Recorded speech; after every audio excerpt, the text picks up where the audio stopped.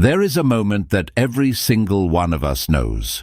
Someone says something cutting, something designed to provoke you, humiliate you, or drag you into a fight you never asked for. And in that moment you have less than 2 seconds to decide who you are.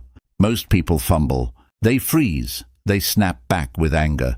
Or they walk away replaying the moment for the next 3 days, wishing they had said something different.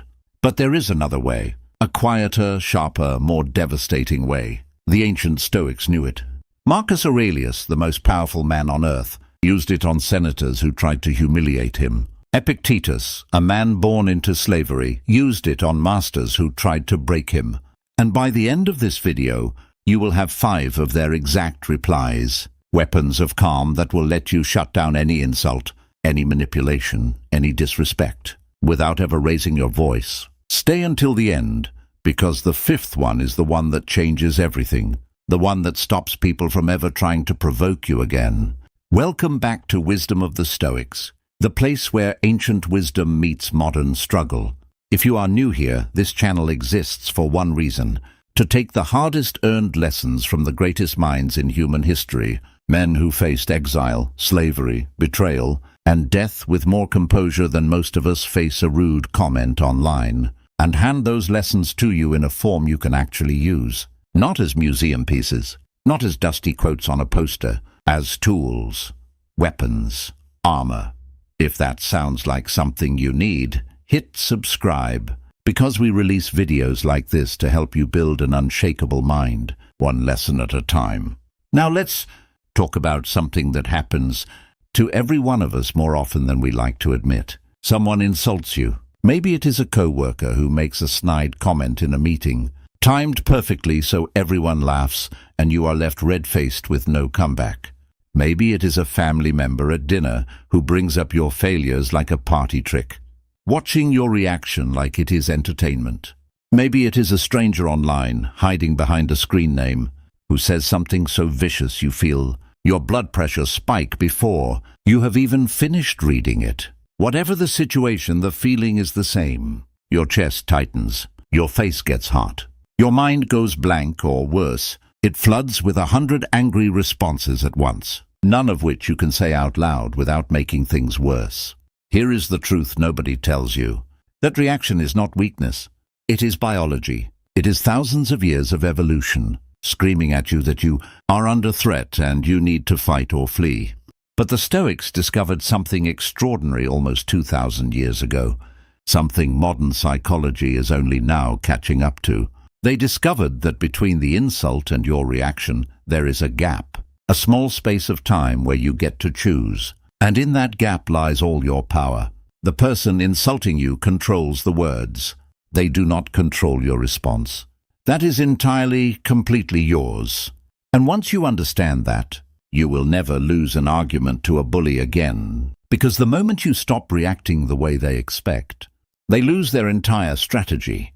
This is what we are exploring today. 5 replies, drawn directly from Stoic philosophy and the recorded words and habits of men like Marcus Aurelius, Epictetus, and Seneca, that will let you meet any insult with total composure. These are not comebacks in the sense of clever insults you throw back. They are something far more powerful. They are responses that reveal instantly that the person trying to provoke you has no power over you at all, and nothing unsettles a manipulator more than realizing their weapon does not work anymore. Before we get into the first reply, I want you to imagine something.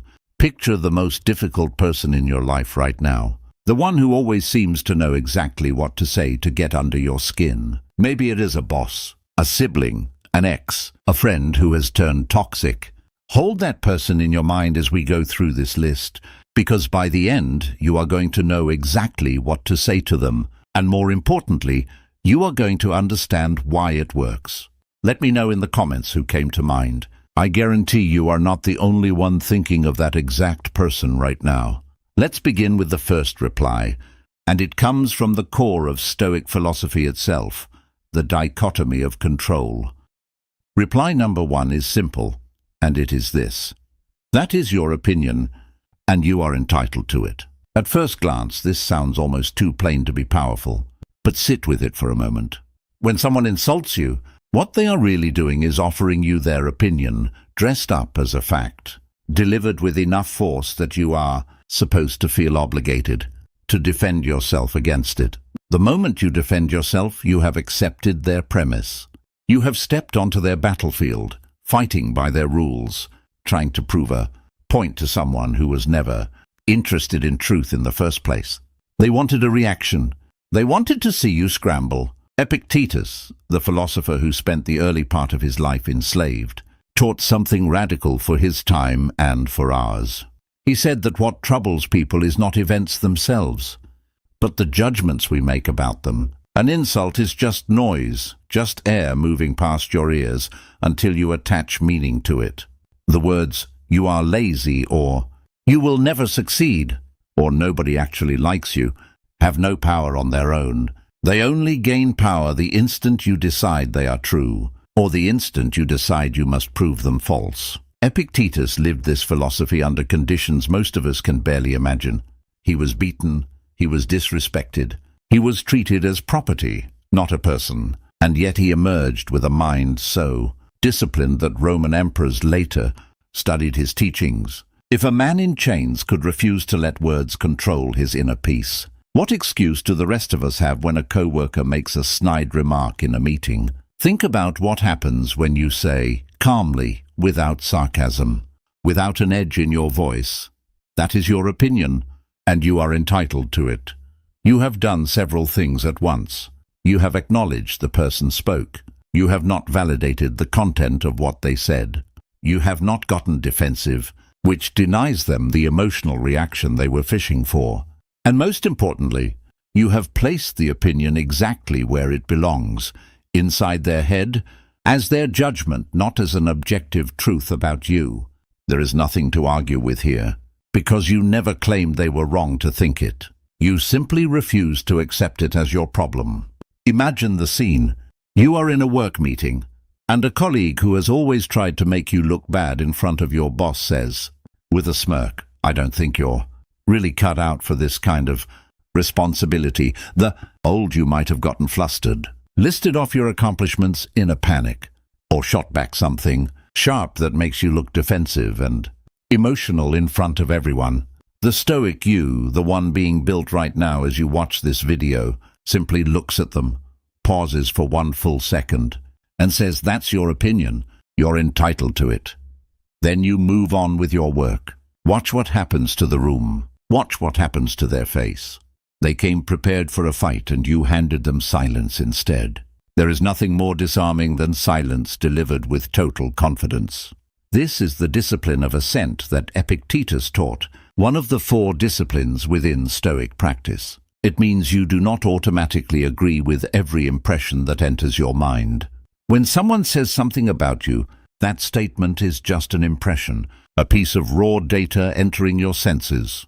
You get to choose whether to assent to it, whether to accept it as true and let it shape your emotional state, or whether to observe it, note that it belongs to someone else's perception, and let it pass through you like wind through an open window. The insult only sticks if you grab onto it. Most people grab onto every single insult thrown their way, turning themselves into an emotional dartboard for anyone who wants to take a shot.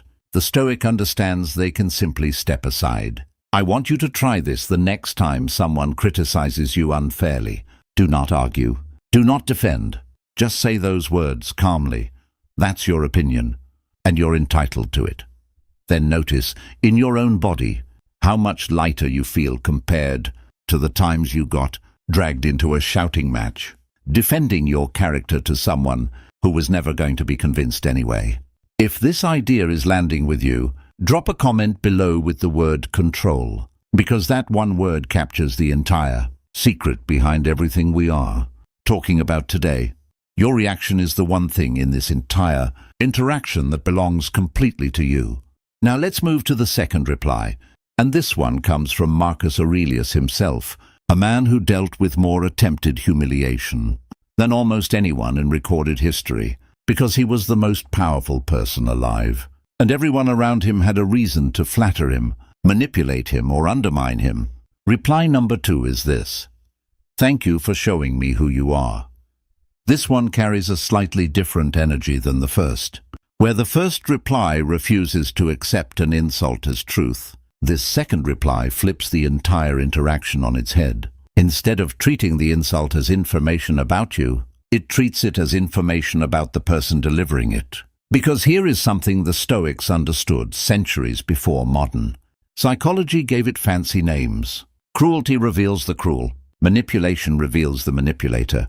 When someone goes out of their way to hurt you, humiliate you in public, or twist a conversation just to make you feel small, they are not describing you. They are describing themselves.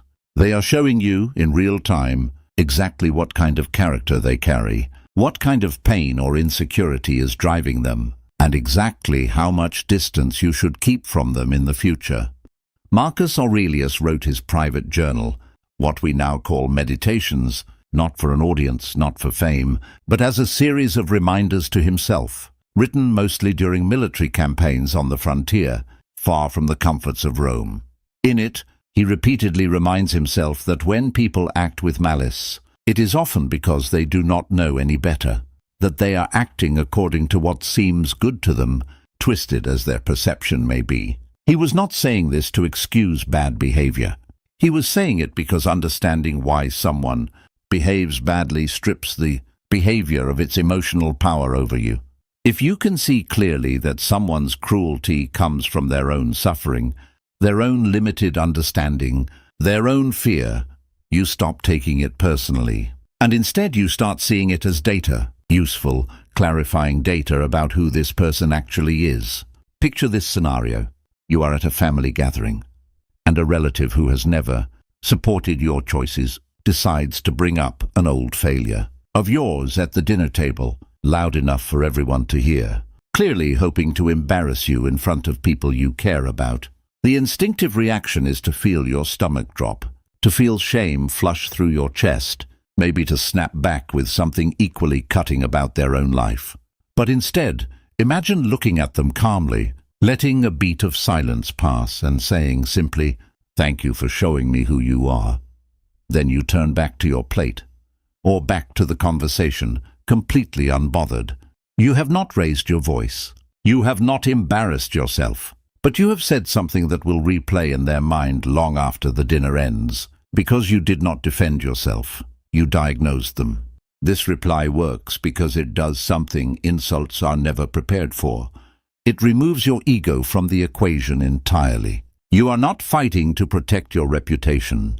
You have accepted, internally, that this person's opinion of you does not determine your worth. Instead, you are simply observing them with the same calm curiosity a scientist observes a specimen, and there is nothing more powerful than someone who refuses to be wounded by an attack. It confuses the attacker. It makes them feel, for the first time, exposed, because you have turned their weapon into a mirror. There is a story often told about Marcus Aurelius, describing how he tolerated the constant flattery, gossip, and backstabbing that surrounded the imperial court. A world where senators smiled to his face and plotted against him the moment he turned around. Rather than exhausting himself trying to punish every slight or outsmart every schemer, he trained himself to observe people's true nature and adjust his trust accordingly, without wasting emotional energy trying to change people who had shown him exactly who they were. This is the heart of, "Thank you for showing me who you are." It is not sarcasm. It is not a jab disguised as politeness. It is a genuine acknowledgement that someone just gave you valuable information, information that tells you how much space to give them in your life going forward. If you have ever stayed too long in a relationship, a friendship, or a job, ignoring repeated signs of someone's true character because you kept giving them the benefit of the doubt, this reply is for you. It trains you to actually listen to what people reveal about themselves through their actions, rather than getting stuck defending yourself against the content of what they say. Let me ask you honestly in the comments, is there someone in your life right now who has shown you exactly who they are, but you have been ignoring it? You do not have to name them. Just type yes if that question hit home, because I promise you are not alone in this. Let's move to the third reply now. And this one might be the hardest to actually use in the moment, because it requires something most people are terrified of: silence. Reply number 3 is not really words at all. It is this: pause, breathe, and say nothing. I know this sounds like it contradicts the entire premise of a video about replies, but stay with me, because this is one of the most devastatingly effective tools in the entire Stoic arsenal, and it is something Marcus Aurelius, Seneca, and Epictetus all pointed toward in different ways. Silence used deliberately is not weakness. It is one of the loudest statements you can make.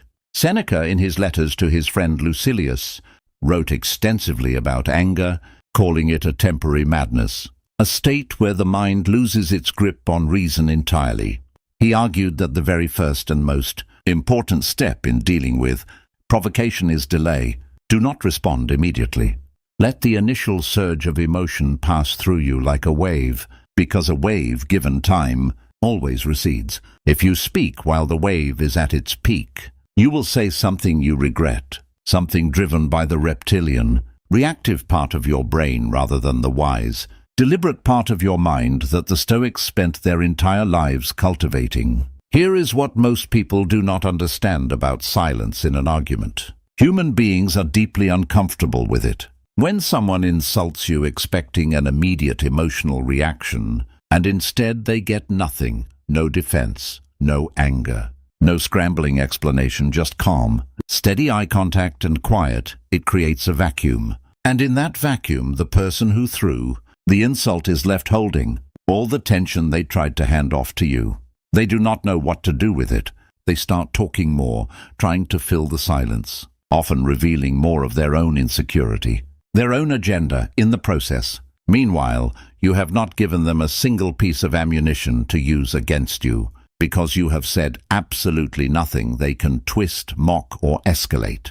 Picture yourself in a heated conversation with someone who is trying to bait you into losing your temper. Maybe a partner during an argument, maybe a difficult client, maybe someone online typing in all capital letters, desperate for you to type back something they can scream about.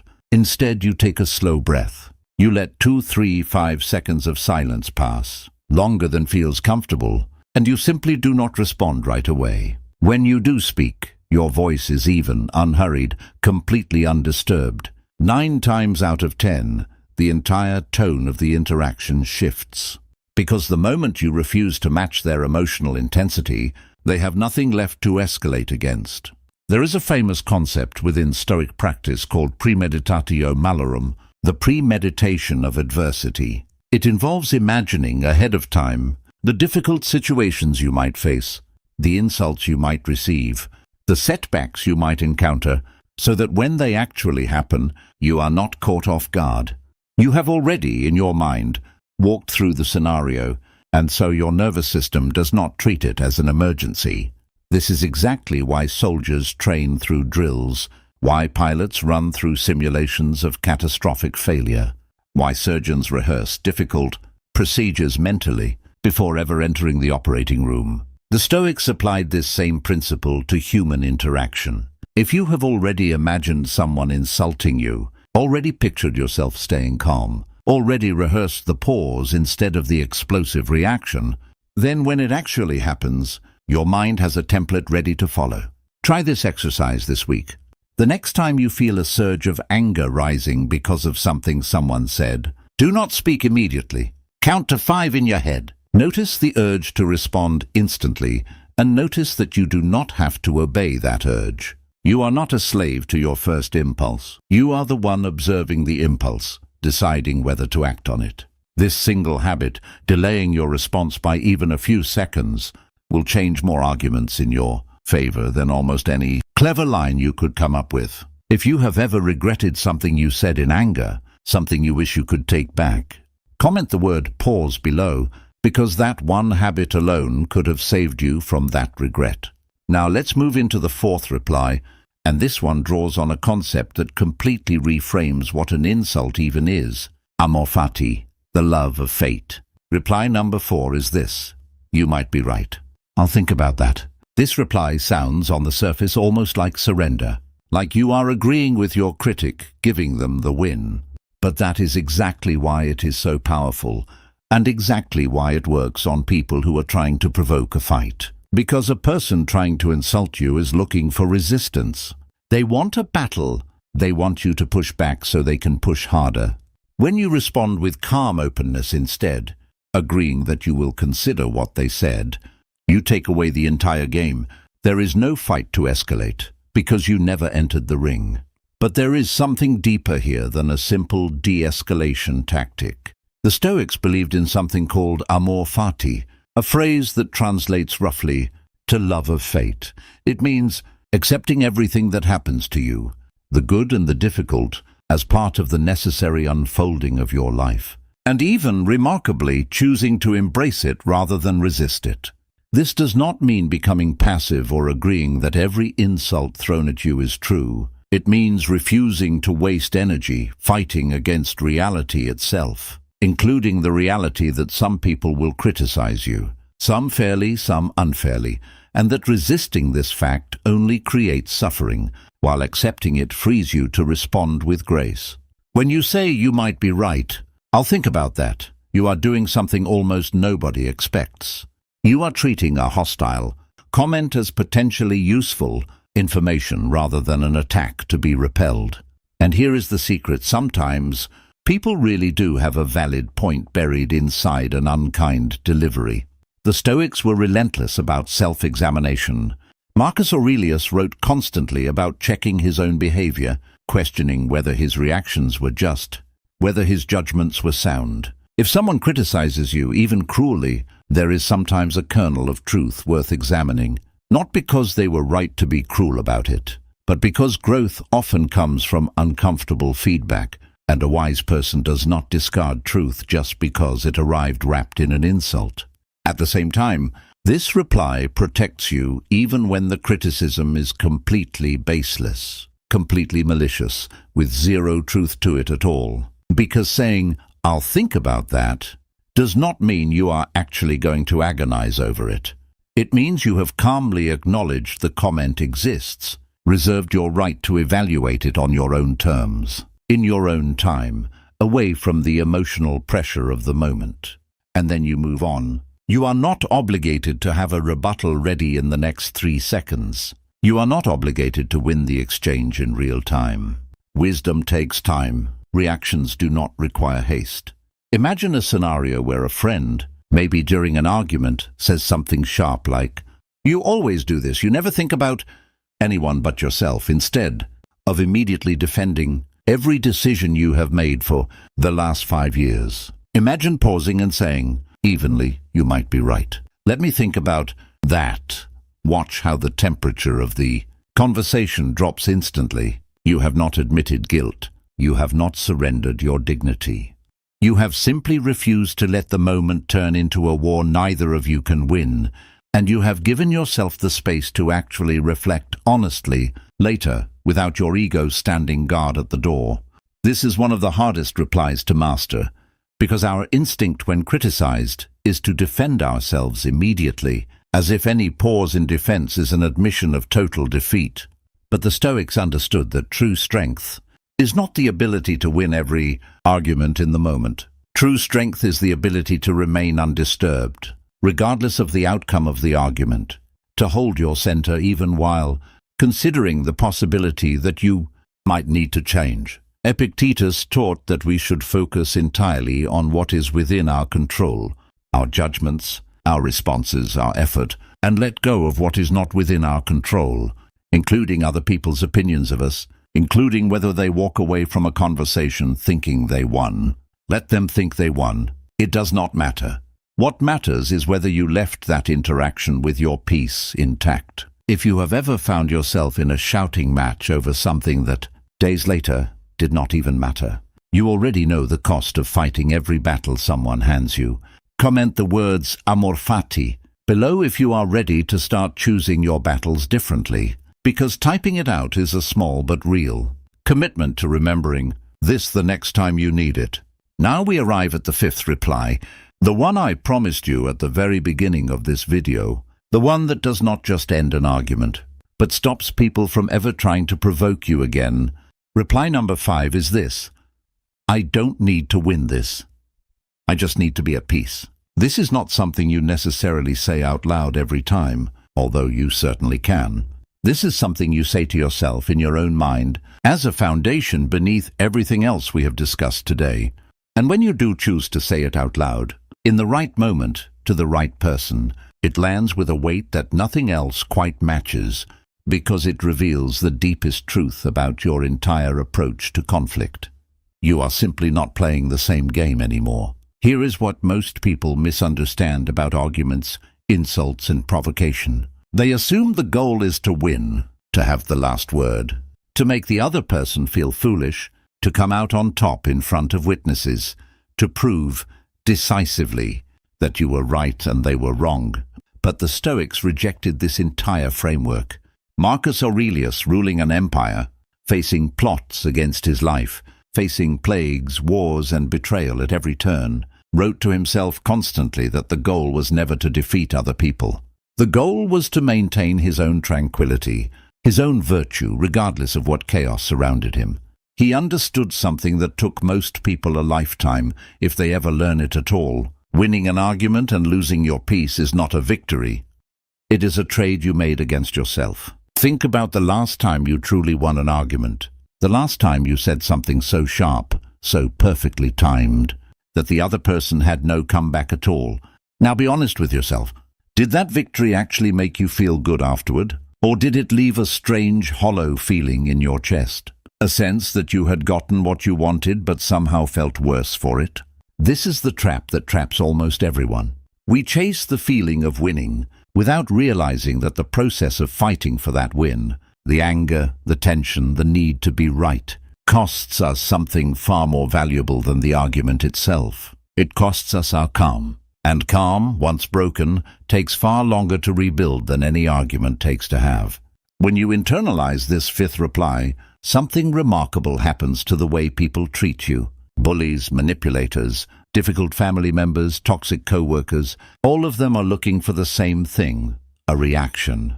They want to see that their words land, that their provocation works, that they have power over your emotional state. The moment they realize, again and again over time, that nothing they say actually disturbs your peace, that you simply do not need to win, that you are not fighting for their approval or trying to prove them wrong, they lose interest. Not because you have beaten them, but because there is nothing left to fight. You have removed the entire battlefield. Provoking someone who refuses to be provoked is like throwing a punch into open air. Eventually you stop throwing punches at all, because it costs you energy for absolutely no return. This is what Epictetus meant when he spoke about focusing only on what is within our control. Your peace is within your control. Their behavior is not. The moment you stop needing to control their behavior, stop needing them to admit fault, stop needing the last word, you become, in a very real sense, unshakable. Not because nothing bad ever happens to you, but because you have separated your inner state from external events completely. This is the entire foundation of Stoic philosophy, built over centuries, refined by emperors and slaves alike. And it comes down to this one sentence you can carry with you into any conflict. I don't need to win this. I just need to be at peace. I want you to imagine for a moment what your life would look like 6 months from now if you fully adopted this mindset. Imagine walking into every difficult conversation, every family gathering, every tense meeting, every online argument, already knowing that your peace is not up for negotiation. Imagine how much energy you would save. Energy currently spent replaying arguments in the shower, rehearsing comebacks you never got to use, losing sleep over something someone said to you 3 days ago. All of that energy, freed up, redirected toward things that actually matter to you. That is not a small change. That is a complete transformation in how you move through the world. Let's bring all 5 of these together for a moment, because they work best not as isolated tricks, but as a complete system, a mindset you carry into every interaction. The first reply, that's your opinion, and you're entitled to it, protects you from accepting other people's judgments as truth. It keeps your sense of self separate from their perception of you. The second reply, "Thank you for showing me who you are," reframes every insult as information about the person delivering it, not a verdict about your worth, letting you learn who deserves your trust and who does not. The third reply, the pause, the breath, the deliberate silence, protects you from your own impulsive reactions, giving you the space to choose your response, rather than being dragged along by your emotions. The fourth reply, "You might be right, I'll think about that," dissolves the need to fight in the moment, giving you room to genuinely reflect, without the pressure of an audience or an opponent demanding an instant verdict. And the fifth reply, "I don't need to win this, I just need to be at peace," is the philosophy underneath all the others, the quiet understanding that your tranquility is worth more than any argument you could ever win. None of these replies require you to be cold, distant, or robotic. In fact, the opposite is true. They require you to be more present than you have ever been, present enough to notice your own reactions rising, present enough to choose your words deliberately instead of firing back on autopilot, present enough to see the person in front of you clearly, without the fog of your own wounded ego distorting the picture. This is not about suppressing your emotions. Stoicism has been badly misunderstood for centuries as a philosophy of emotionless robots, cold men refusing to feel anything at all. That is not what Marcus Aurelius practiced. That is not what Seneca wrote about in letter after letter to his grieving friends. The Stoics felt deeply. They simply refused to let those feelings dictate their actions without the guidance of reason. There is a profound difference between suppressing an emotion and observing it clearly enough to choose your response to it. I want to leave you with one final thought, something that ties directly back to a concept we touched on earlier: memento mori, the reminder that we will die. This might sound like a strange note to end on, but stay with me, because it is actually the most liberating idea in this entire video. The Stoics constantly reminded themselves of the shortness of life, not to be morbid, but to gain perspective.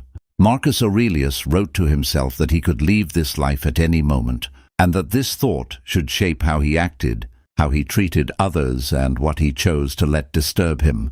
Think about the insults, the arguments, the petty conflicts that have consumed your energy over the past year. Now imagine looking back on your entire life from its final days. How many of those arguments will still matter? How many of those insults will still sting? Almost none of them.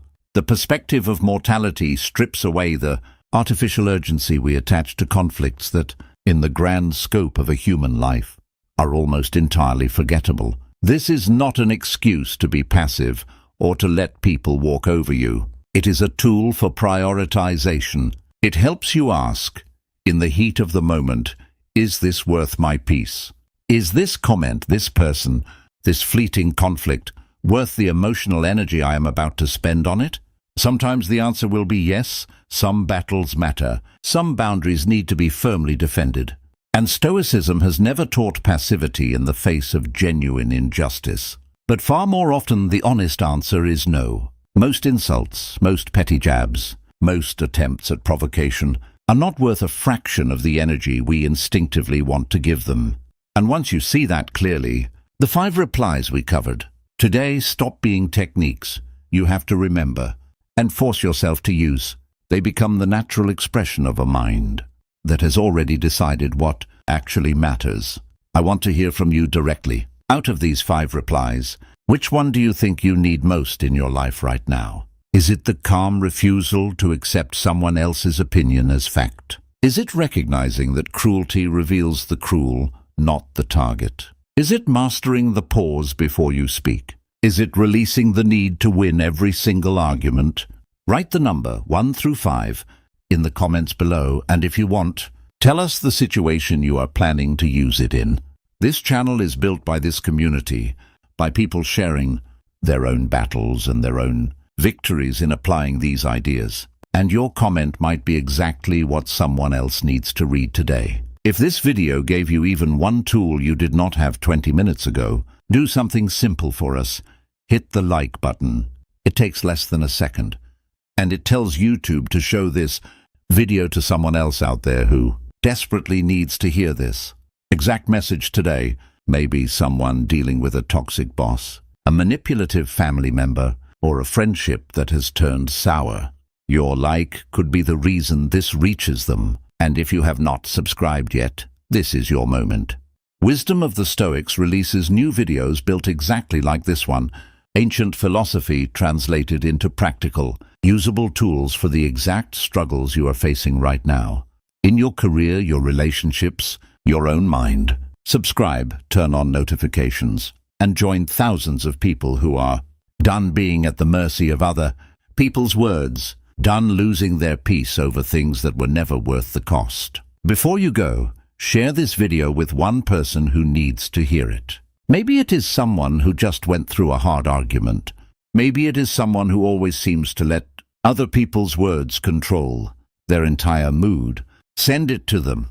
Sometimes the most powerful thing you can give someone is not advice in your own words, but a reminder that this wisdom has existed for 2,000 years, tested by emperors and slaves alike, waiting patiently for anyone willing to pick it up and use it. Remember this: you do not need the last word. You do not need to win every argument, defend every judgment, or prove your worth to every person who tries to provoke you. You need only this: your peace, protected, guarded, and entirely your own, no matter what anyone says to you. That is not weakness. That is the strongest thing a human being can possess. Until next time, stay disciplined, stay grounded, and stay stoic.